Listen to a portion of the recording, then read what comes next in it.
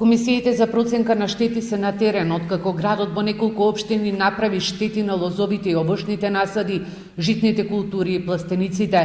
Пари во буџетот за исплата на земјоделците од елементарни непогоди има, порача денеска ресорниот министер Љупчо Николовски. Самото министерство има предвидено дополнителни средства со самиот ребаланс и да се случат штети, што овозможува на некој начин да се забрзи целокупната постапка. Но мал е бројот на земјоделци во општина Лозова и во останатите земјоделски региони кои ги осигуруваат посевите, од причина што има недоречености во општите правила за осигурување.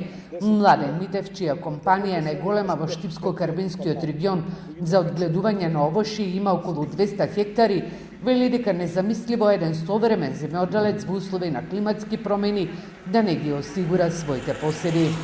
Другата страна која треба да ни биде партнер секогаш се обидува да има недоречености од тоа што осигуруваат и од што се заштитени.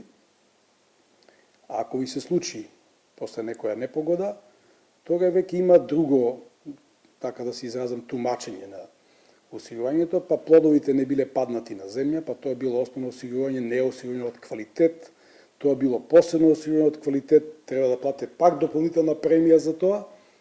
Сето тоа кој ќе го соберете, на некој начин ги одвраќа помалите земјоделци да се осигуруваат.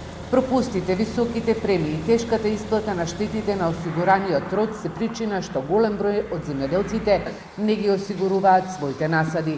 Министерот Николовски најави дека за решавање на овој проблем наскоро на влада ќе се најде и новиот закон за задолжително земјоделско осигурување, а ќе се носат и други мерки.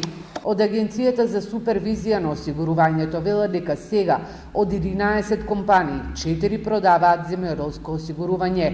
Во текомната година се склучени само 654 договори за осигурување во земјоделството и сточарството. Вредноста е близу 119 милиони денари. Сумата на бруто исплатена штета е 400.000 евра, додека лани таа сума достигнала речиси 5 милиони евра.